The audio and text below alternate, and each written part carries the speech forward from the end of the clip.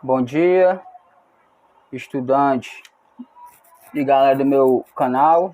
Aqui uma aula, trazendo aqui para vocês uma aula que vamos conhecer um pouquinho da cultura e da história e da civilização chinesa.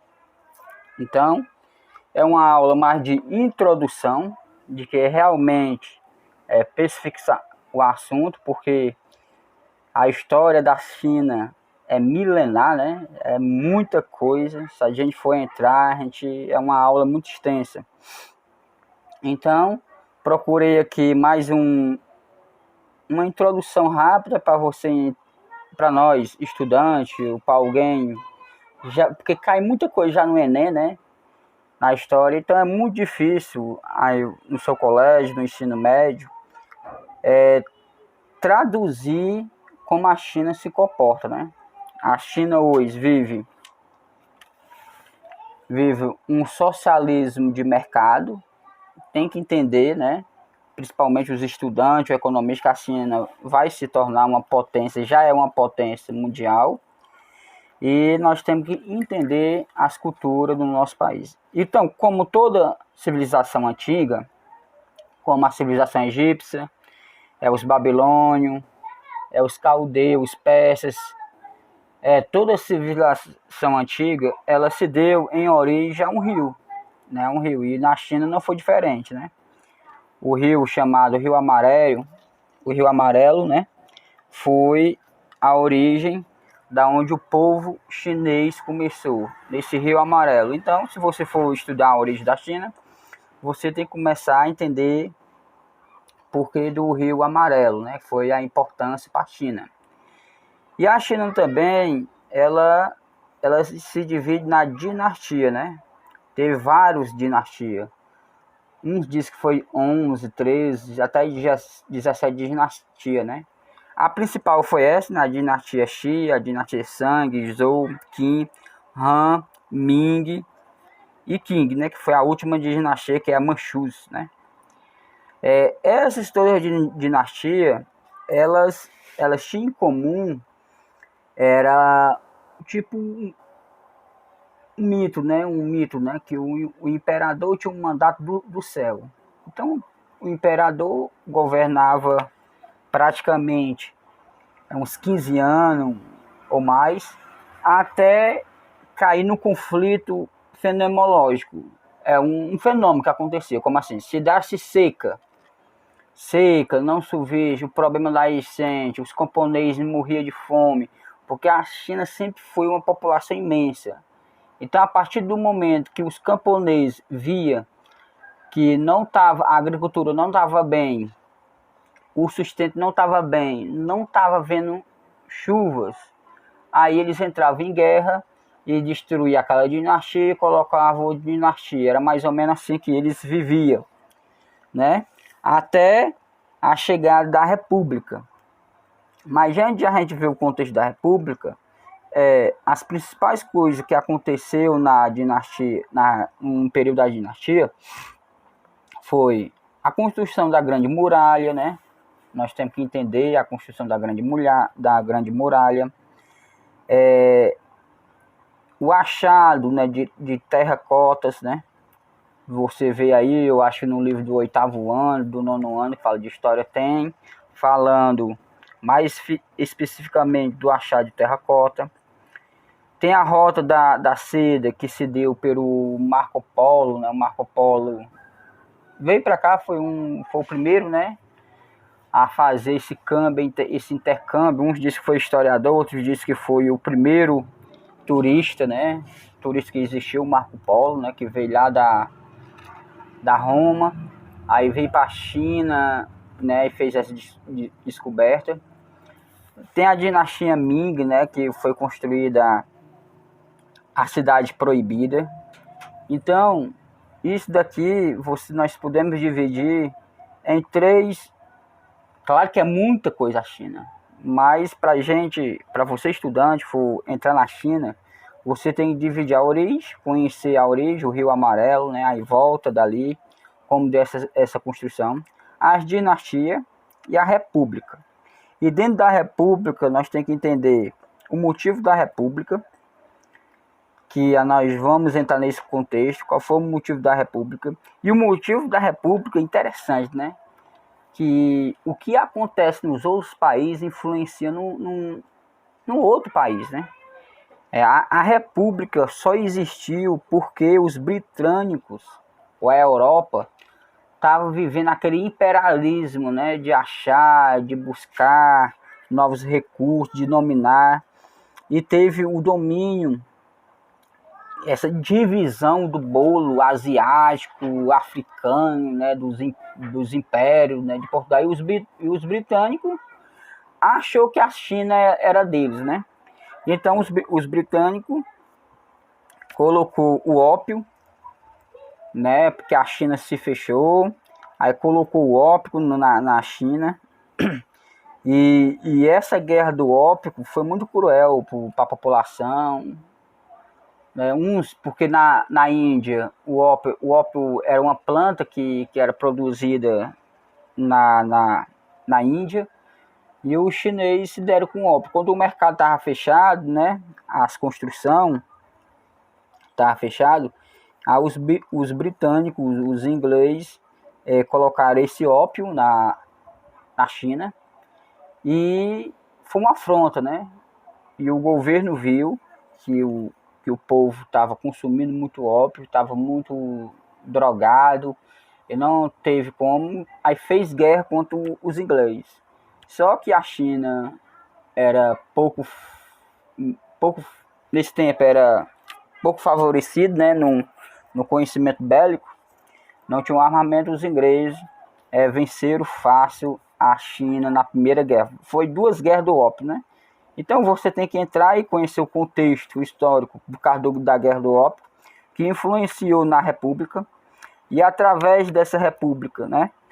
E antes do ópio também teve a guerra do boxe, que era um povo nacionalismo que lutava mesmo. Vinha um estrangeiro lá por causa dessa construção, da guerra do ópio, da invasão, de os britânicos, né? Dos ingleses querer mandar na China, querer botar sua cultura, botar tudo, né? Até os missionários tinham vindo para a China à força, né? Então se formaram um grupo, né, de chinês que lutava Kung Fu, né? Mas só que foi conhecido como boxe, né? Que ele lutava e eles perderam, né? Porque também colocaram todo o armamento bélico da Inglaterra e foram um massacre, né? Aí com isso fortaleceu, né? O mundo estava vivendo uma república e a China estava vivendo ainda em dinastia, né? Porque toda essa guerra do ópio aconteceu na dinastia Qin, que é chamada dinastia Manchu. Aí com esse relatório, com essa construção, com essa, como é que diz, contextualização, foi formado a República da China, né? Foi formada a República da China em 1912. Aí com essa briga da China, pegaram as ideias comunistas, né? Então, pegaram essas ideias comunistas, o Mao Tse-tung, né? Chamado como Mao, né?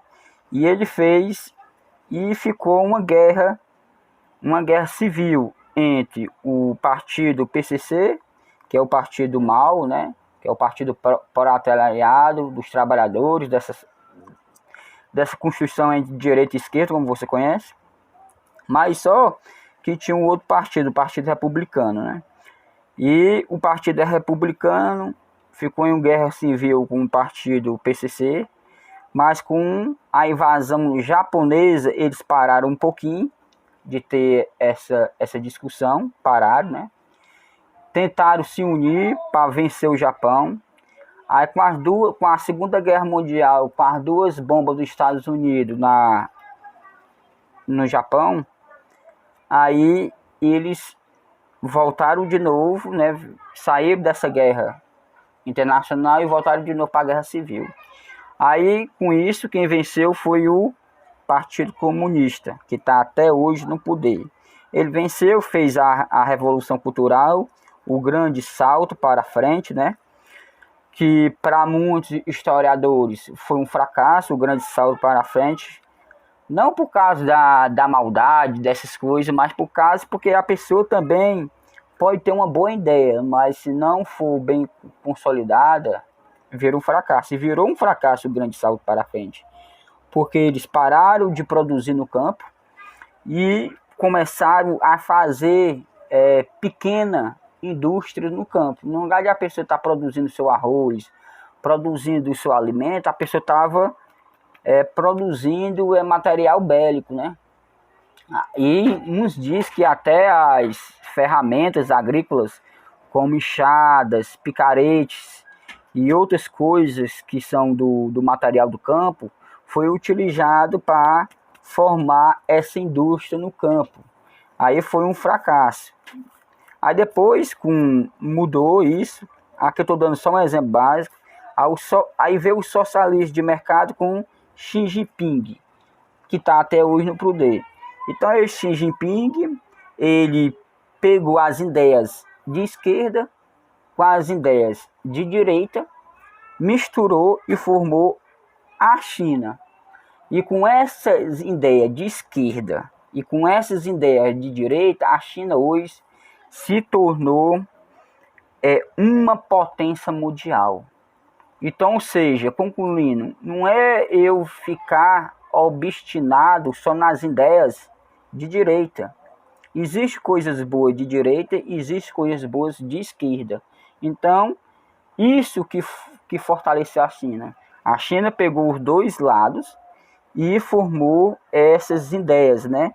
Que formou o socialismo de mercado. Ponto negativo para a China, nesse socialismo de mercado, é que o trabalhador, eles defendem o trabalho, mas o trabalhador não é valorizado, né?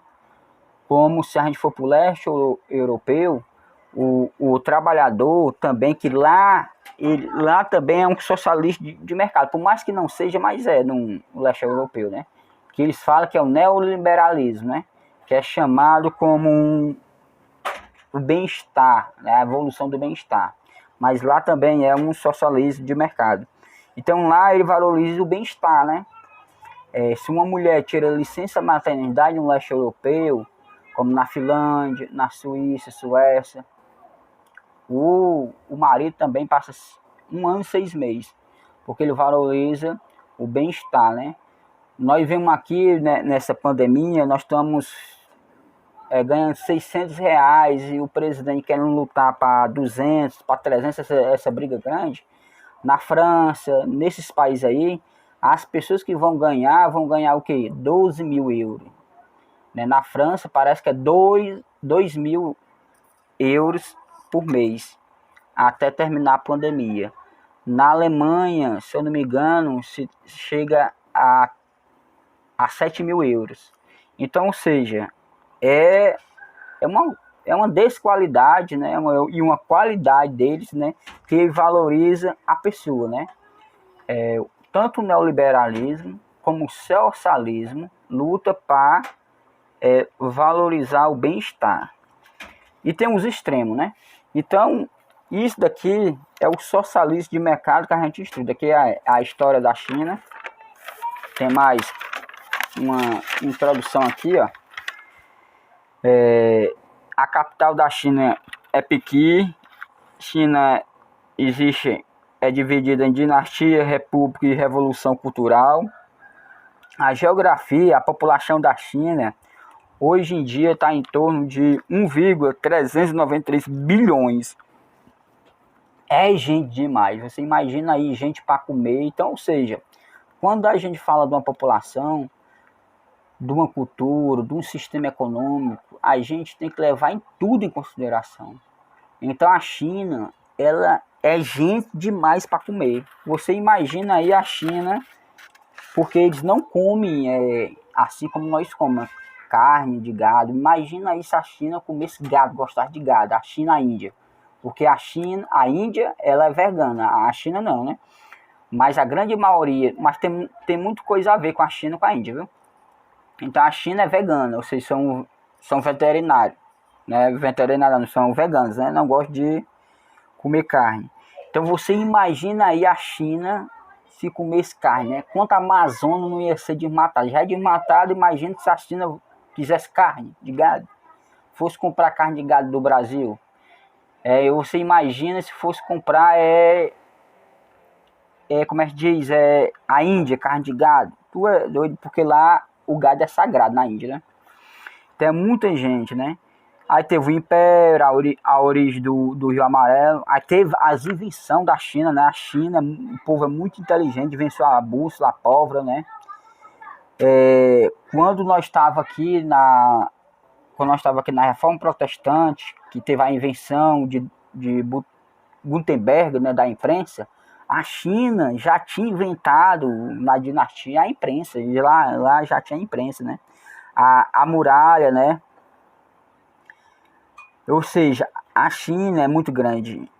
Então, a Revolução Cultural, o principal nome da Revolução Cultural é o Mao Tse-tung, né? 1949, 1900 já estou aqui, 1976, né? Tem a filosofia chinesa, que nós estudantes temos que olhar bastante para a filosofia chinesa, que é o confucismo, né? Que é as ideias de Confúcio, né? Um filósofo Confúcio, né? Que basicamente é parecido, se a gente entrar pela religião cristã, né, pelo cristianismo, né, que é a doutrina do moralismo, né, o moral, a ética, respeitar os pais, né, valorizar a tradição, o bom costume, respeitar a família. Isso daí são a filosofia constitutiva. E a filosofia de Lao Tse, do Yin Yang, né, do taoísmo, eles olhar para o universo e ver que tem coisa positiva e negativa, como uma pilha, né? Uma pilha, uma bateria tem um menos e tem um mais, positivo e negativo. Então ele olha para tem homem, tem mulher, tem noite, tem dia, tem bem, tem mal, né? Tem Deus, tem o diabo, né? Então é mais ou menos isso, né? Tem que estudar bastante, né? A área da China é mais ou menos 9.597 bilhões de quilômetros quadrados, é muito grande, né? O presidente agora é o Xi Jinping, né? Aí também tem o Tibete, né? Aí você também tem que estudar e ver o que foi o Tibete e o Taiwan. O Tibete, vamos imaginar o Tibete ou como Israel ou como o Vaticano. Mais ou menos é isso, porque o Dalai Lama não é uma pessoa. O Dalai Lama é um título. Como Papa. Papa não é o Papa Francisco. Papa é o trono. Então qualquer pessoa que sentar naquele trono, ele se torna um Papa, né? Foi eleito Papa, igual o Dalai Lama. O Dalai Lama é isso. A diferença é que eles não consideram que eles são uma religião. É mais um conceito, um filosófico que busca a harmonia, a paz, né? Que foi governado, que o Tibete, para nós do Ocidente, é como se fosse uma teocracia, né? Só com a invasão chinesa, a chinesa tomou o Tibete e o Dalai Lama foi refugiado para a Índia, né? Agora está na Índia. O Taiwan é a mesma coisa do Tibete, só que o Taiwan não tem um conceito religioso, espiritual como tem o Tibete. O Taiwan é chamado de Ilha Formosa, onde foi, por causa da Revolução da República, aquele conflito onde tinha a República Popular da China com o PCC e a República Comunista da China, eles perderam e eles foram para Taiwan. E lá eles tentaram formar um país, então até hoje brigando. Tanto a China diz que o Tibete é dela, e quando o Taiwan... quanto a China diz que o Taiwan também é da China principal, certo? Então, isso daí tem uma confusão, você tem que estudar mais tanto o Taiwan, tanto o Tibete como o Taiwan, que é a Ilha Formosa, né? Então, é isso, né? Se inscreva no canal, aqui mais uma aula específica da religião chinesa. Então, é muito grande, muito extenso se a gente for falar de todos os aspectos da China, né? Então, como vocês podem ver, tem a civilização chinesa, tem a sua história, né? A religiosidade, a dinastia escrita, né, da China também. a China antiga, a cultura, a religião, filosofia, educação, ciência, Confúcio, Lao Tse, Guerra do Ópio, Revolução Chinesa e República Comunista. Então, eu peço que vocês se inscrevam no meu canal. Tá aí uma aula, uma introdução falando a respeito da cultura chinesa. Então, se inscreve no meu canal que vai ter mais aulas. Se vocês gostaram mais aula de história, vocês dão um joinha aí que eu escrevo mais aulas sobre aula de história, né? Porque vocês têm que ver que o meu canal é canal que fala de matemática, de filosofia e de teologia, né? Tentar se organizar aí para dar mais isso. Se você vê alguém que está precisando de algum reforço escolar, está com dificuldade nessa pandemia, está precisando de alguma instrução, e você mesmo que está com dúvida para alguma prova, pode deixar aí no meu canal alguma sugestão que a gente vai tentar resolver do melhor jeito, né? O vídeo está ficando um pouquinho longo, vou desligar agora. Dá um joinha, não esqueça de dar um joinha, menos curtir aí, que ajuda muito na nossa divulgação e na nossa cultura do conhecimento. Muitíssimo obrigado, fique com Deus e até a próxima.